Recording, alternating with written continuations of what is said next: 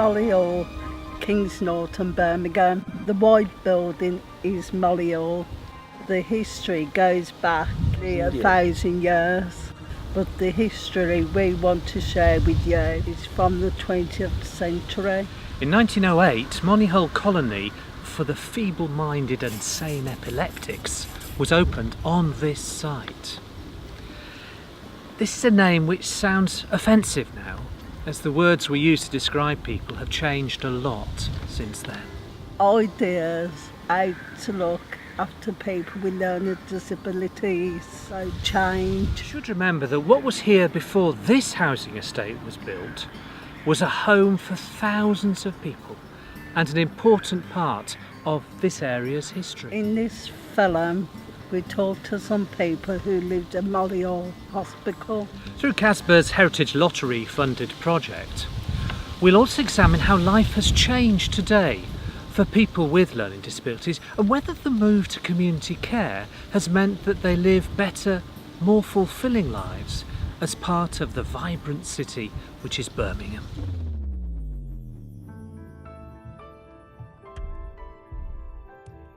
For 90 years, Monyhull Hospital in Kings Norton, Birmingham was a long-stay institution, a place where hundreds of people with learning disabilities lived. This historic local landmark site had become derided, stigmatised and misunderstood over that time. Closed off from the local community, the residents were either seen as scary people locked away in padded cells or as figures to laugh at. It led to a local term of abuse, Money, which was widely used in nearby schools to describe stupid behaviours by their peers. Whenever the fire alarm went off, local children would run off screaming, "One of them's escaped." I think people in the area, particularly children, thought of it a place where it wasn't people with learning disabilities but people that were mad and dangerous, so it was considered a real risky thing to do. So the dares would be, I dare you to cycle into the grounds of Monyhull, and I don't think any of us ever did. However, for many of the staff, the atmosphere inside was totally different. Physiotherapist Alison Last remembers, when I was working with people to promote activities, if there was an activity that was possible, we had a go at it and we learnt together. So we learnt to ski together, we learnt to run, we cycled, we had sports days, we had fun days.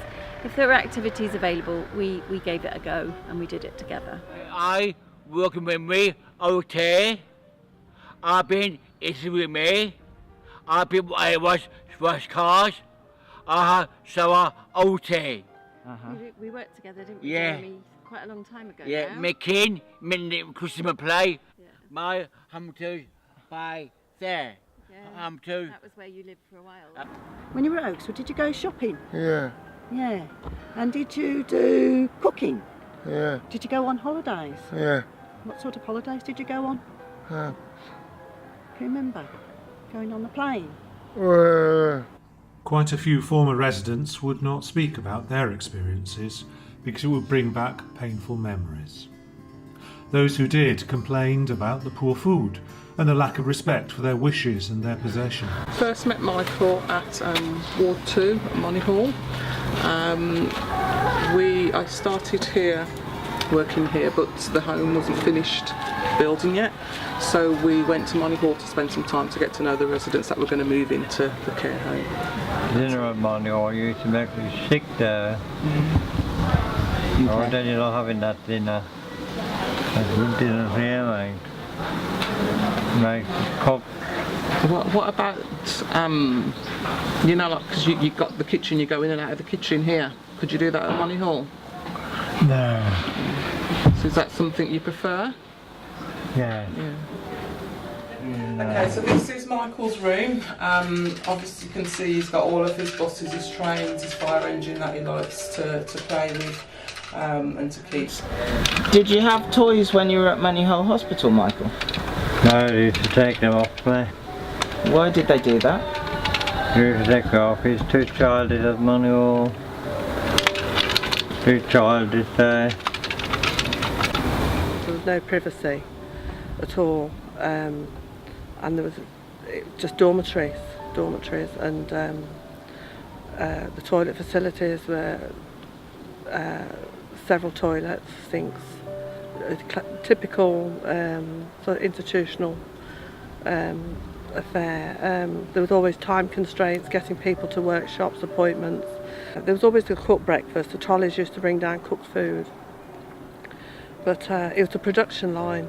If they could get their leg in the trousers, it fitted, sort of thing. And then if it was too loose round the waist, they had braces on. They didn't have their own personal clothes. It was you'd hang an item of clothes, yeah, that might fit. It was very, very impersonal. The numbers of residents at Monyhull halved from over 1,400 in the 1940s, when the NHS took over the running of the hospital, to 700 in the 1970s.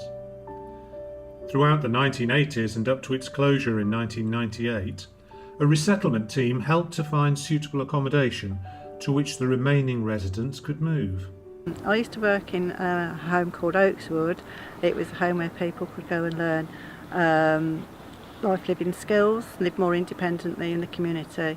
It was based outside of the hospital, so it was a big change for them when they were learning to adjust from living in a big place to going and living in somewhere that was a lot smaller. Some people adapted quite well, and they were excited about the life that they were going to have, and that was going to encourage them to live more independently.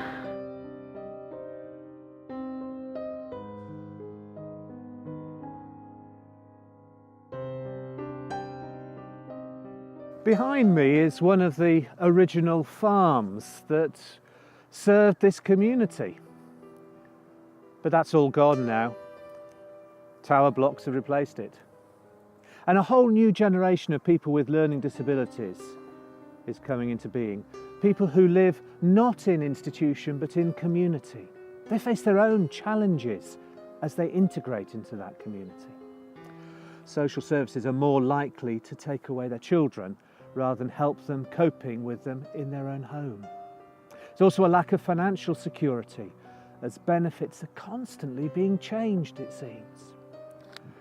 And combined with the closure of other services which have supported people over the years, there are challenges. And this leads to some people with learning disabilities struggling to participate in activities outside of their own homes. And the importance of paid work for people's self-esteem should never be underestimated. Shockingly, national statistics show that only 6% of people with a learning disability are in paid work. CASBA advocate for people with learning disabilities. They gave others a voice, and they gave me a voice. Here are some of my fellows and CASBA ambassadors talking about what they face, fitted into the wider community. The main people in the community look like people learning difficulties were a threat, were unsafe, and that they basically were not very safe to be around. The attitude's changed a bit because people got used to being out, but it's just the attitude that when it comes to like having families, having relationships, going out, getting jobs, training courses, it's very hard for people to do because people contradict that because they learn difficulties and disabilities, so they would just turn around and say they don't know whether they will cope with it. I lived at Penguin Hall for 2 weeks, then I moved you to the house with support. There was like support workers. It was a bit horrible at first, but you just sort of got used to it. I know the staff was watching you, every move you made. I know that other residents was ganging up on me, calling me names. And it was a horrible place to be in. There is still much to be done to enable all people with learning difficulties to participate fully in community life. Properly investing in necessary support would transform the lives of thousands. It would increase understanding between people of differing abilities. Nowadays we feel uncomfortable that people were locked away and deprived of freedom. But there were good elements in the care package that was available in these hospital institutions. They've avoided many things: friendships, especially care, space, employment. We should remember that and to give more support for people to live freer and fuller lives today.